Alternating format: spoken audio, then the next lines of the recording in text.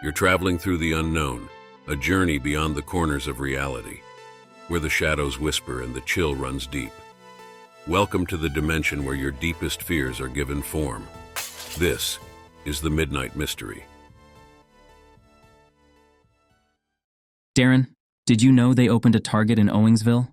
My wife Deborah asked me excitedly. Grab the car keys and let's go check it out. I rolled my eyes. It was almost 6 p.m. and I had a long day at work. The prospect of an hour's drive there, 2 hours of shopping, and an hour's drive home wasn't appealing. They didn't open a damn Target in Owingsville, I replied curtly.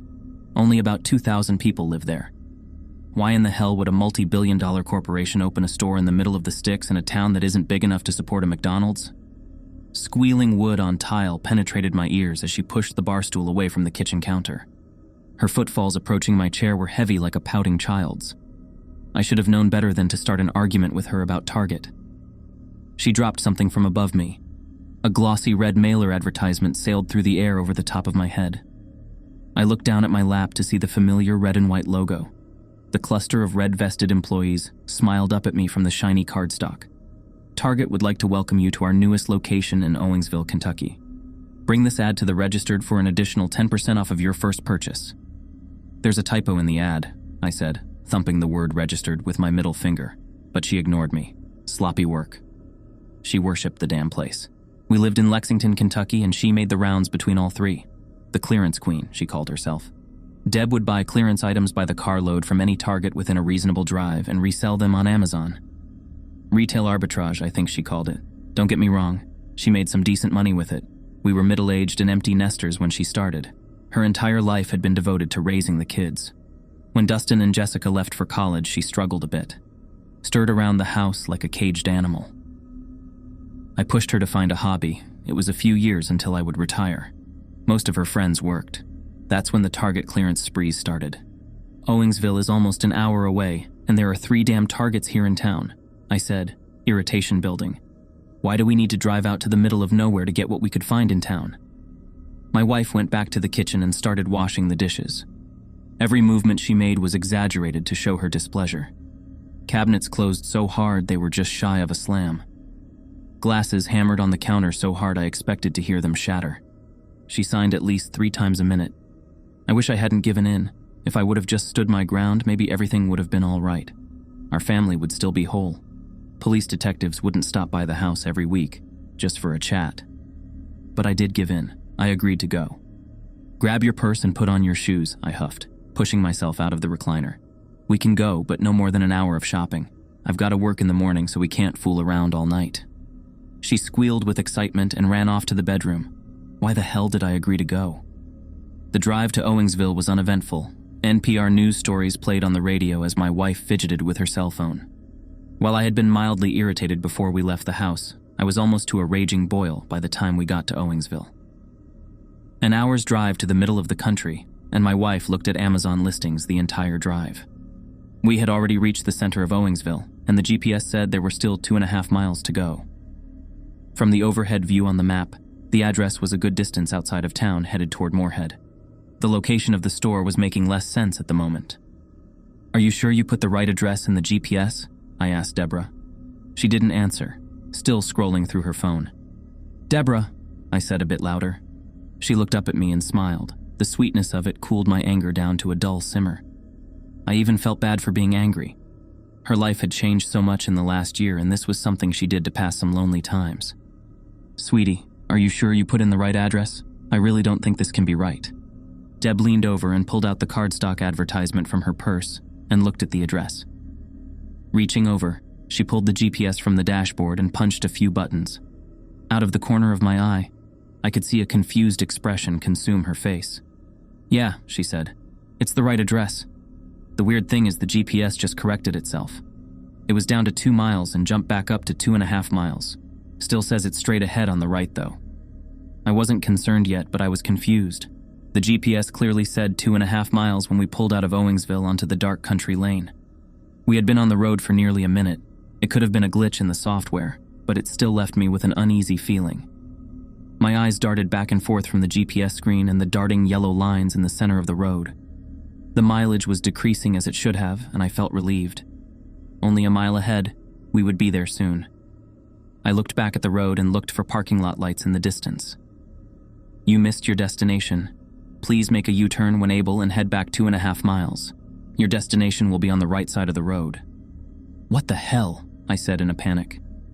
The GPS had just said 1 mile only moments before. There was no way I had driven 1.5 miles past a huge department store on the side of a dark country highway and missed it. You've got to be kidding me. I pulled the car onto the shoulder and made a U-turn. As we drove back in the direction that we came, I fluttered with nervous energy. Something was wrong, but I couldn't put my finger on it. Was I zoning out while we drove? Was the GPS malfunctioning? Did the damn store even exist? Just a moment before I was going to tell my wife we were heading home, I could see an unnaturally bright light ahead in the woodline. The tops of parking lot lights peeked over the top of the forest. I turned to Deborah to voice my concern, but her face was painted with a satisfied grin. I told you we'd find it, she exclaimed with excitement. We pulled around the tree line to see an immense parking lot in front of the brightly lit store. There were maybe 3 cars parked at the far side of the lot. The car returns were empty. It looked like no one had been there other than a few employees. You were all worked up over nothing. I pulled the car into a parking space closest to the door. We got out and started walking toward the entrance. There was emotionless elevator music playing in the parking lot. I looked up toward the tops of the light poles, but didn't see any speakers. None of the targets in Lexington played the canned music, and it filled me with a strange sense of dread. It was as though it came from nowhere. Even the entrance to the building was strange. While most stores have an entrance directly in the center of the building, or 2 mirrored entrances on each end of the building, there was only one here. It was almost directly at the far right corner of the building. I looked to my left and saw the 3 other cars in the lot were parked all the way to the right. Maybe there was an employee door on the side of the building, but I couldn't see a walkway. There were 4 or 5 feet of grass between the parking lot and the edge of the building. Something about the exterior was off-putting as well. Every other store I had seen was a cream or beige color with a few red awnings and a red Target logo next to the store name. Not this one. The entire building was fire engine red. It reminded me of the unrealistically bright blood from the old 80s slasher films. Where there would usually be only one Target logo, the building was covered in them. Hundreds maybe, all different sizes. Some of the larger logos had smaller ones between the red and white circles. A few overlapped. Strangest of all, there was no sign that just said Target. Deb, something about this is weirding me out, I said hesitantly. Let's come back tomorrow during the day. Looks like they could be closed anyhow. Not many cars in the lot. She stopped and turned toward me. The exuberant grin had vanished from her face and was replaced by a set of furrowed brows. Her body was slightly rigid, and her head turned slowly from side to side. We drove an hour to get her, and you nearly got us lost twice, she said angrily. Don't you think for a second we're going home? If you're going to act like an ass the whole time, go wait in the car. I was a bit dumbstruck. Deb was usually soft-spoken and sweet. Only a handful of times had I ever heard her curse. Never at me. She turned and went through the sliding doors at the front of the store. Hurt and angry, I went back to the car. For the first 30 minutes, Deb was inside. I scanned the parking lot like a prey animal searching for a hunter.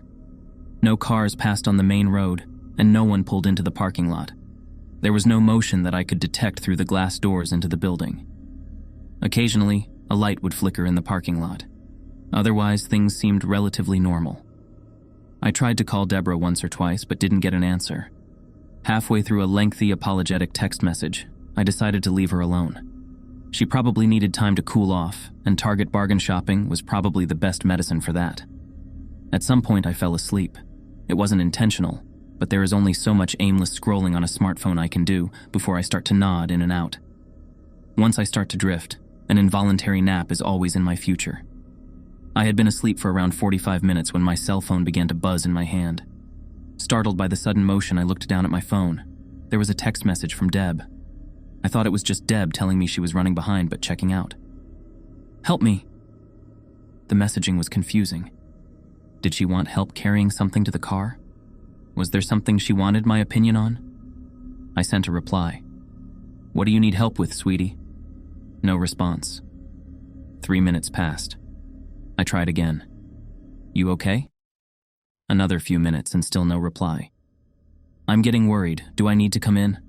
I waited for another minute, but she never texted me back. Unsnapping my seatbelt, I pushed the door of the car open and felt resistance and a loud smack.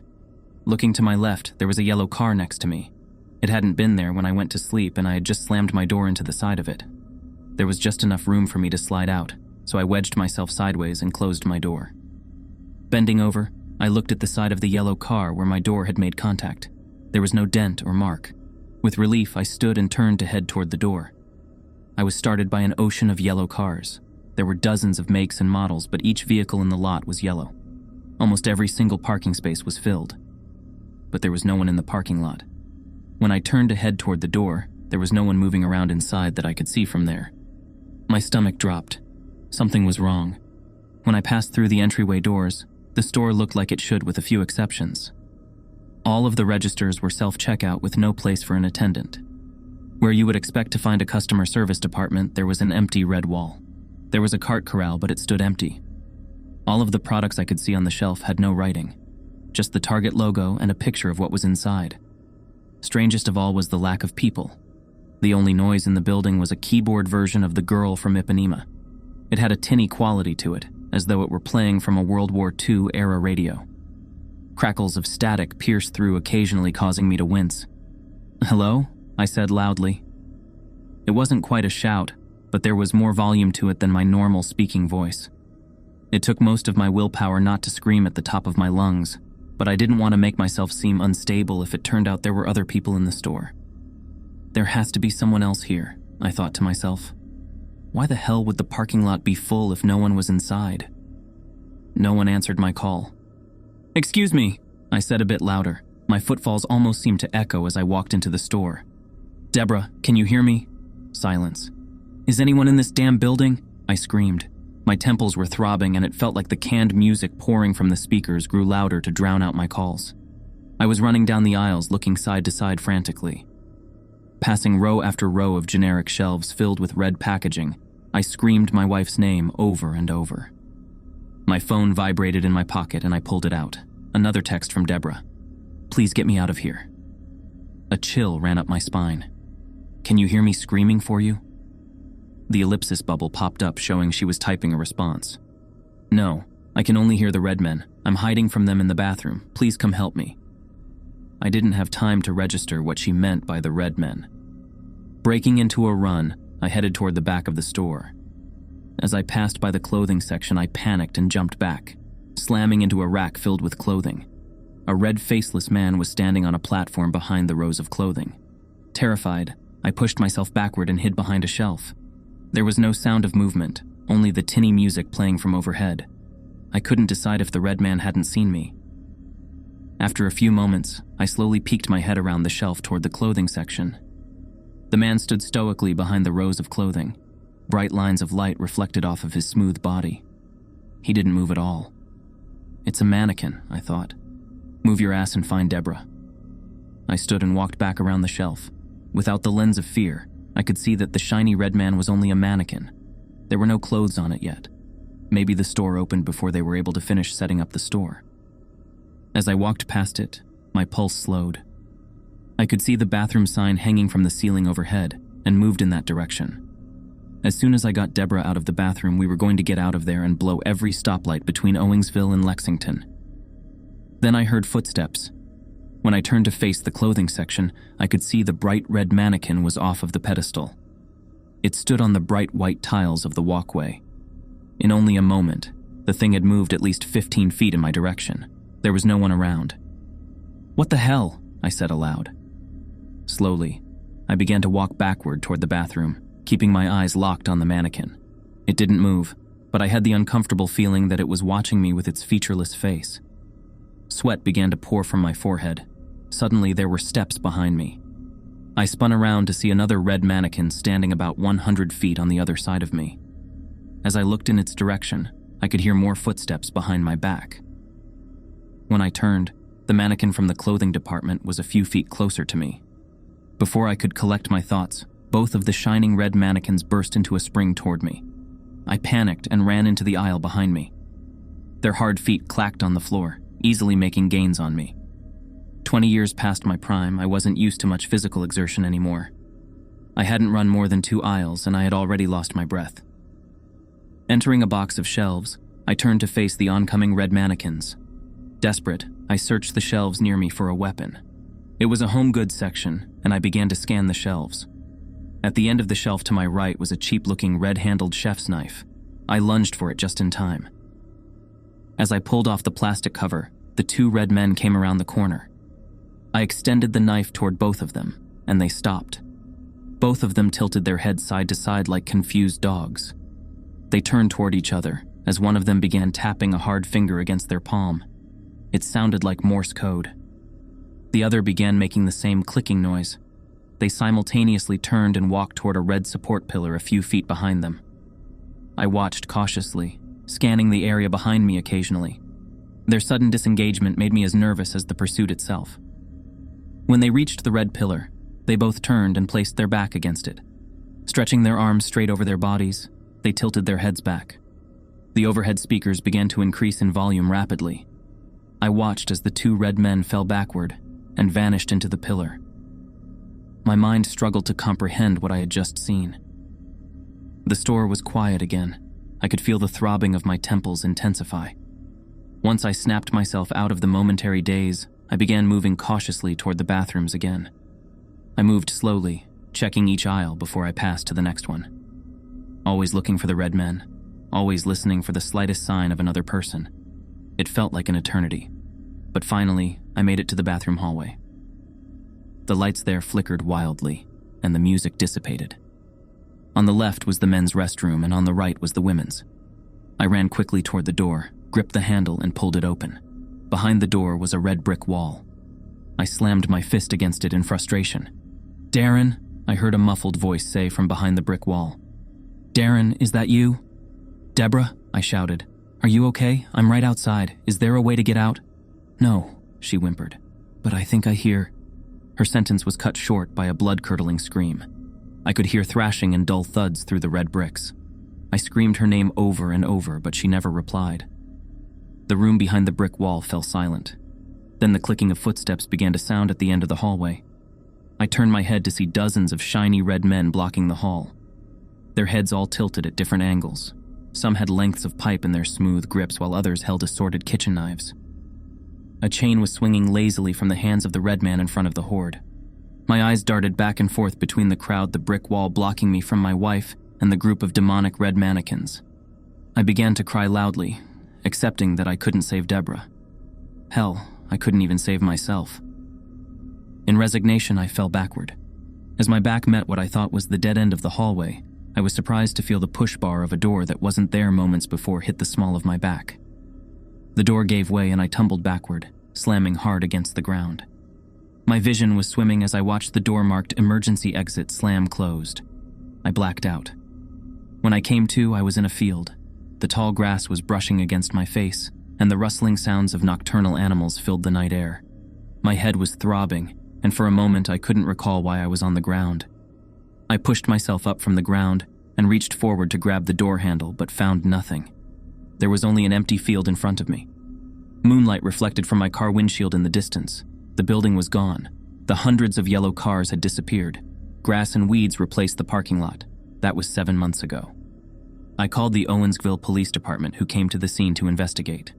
They took my statement and looked at me in bewilderment as the story of the now absent Target store became odder with each passing sentence. "There's never been a Target in Owensville," said one of the officers. "Not the kind of place that sets up shop around here." Deborah never returned. She's been listed as a missing person the entire time. Detectives from Owensville and Lexington have interviewed me more times than I can count. They've served me search warrants for the house and both of our cars. Interviewed every damn person both of us knew. No one talks to me anymore. Our friends won't answer my calls. My family won't talk to me. Her family hired a private investigator. I see the greasy bastard following me sometimes. Hell, I even quit my job. They couldn't fire me, but they made sure I knew I wasn't wanted there anymore. I miss my wife, but everyone thinks I killed her. My life is falling apart, but maybe it will change. I've got to call the detectives soon. When I checked the mail today, there was something strange in there, something that gives me a little hope. It was a Target mailer. The same one Deborah showed me all those months ago, just advertising a different location. Target would like to welcome you to our newest location in Paris, Kentucky. Bring this ad to the registered for an additional 10% off of your first purchase.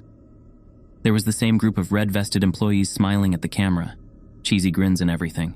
Right in the middle was a face I knew so well. She was smiling that same smile I'd seen 1,000 times. Deborah.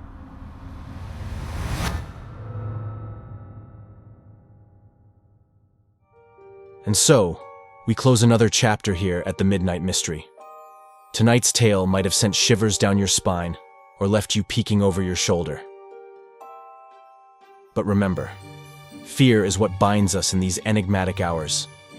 If our story tonight stirred something in you, or if you've got a chilling tale of your own, we're eager to hear it. Share your thoughts in the comments, or better yet, email us your own horror story. Who knows, your tale might become our next episode. Don't forget to hit subscribe to join us again when the clock strikes midnight. Each episode awaits to take you deeper into the unknown. Until then, keep the mysteries alive in your mind and the darkness at bay. Good night, brave souls, and remember, in the world of the Midnight Mystery, the most terrifying tales are always yet to be told.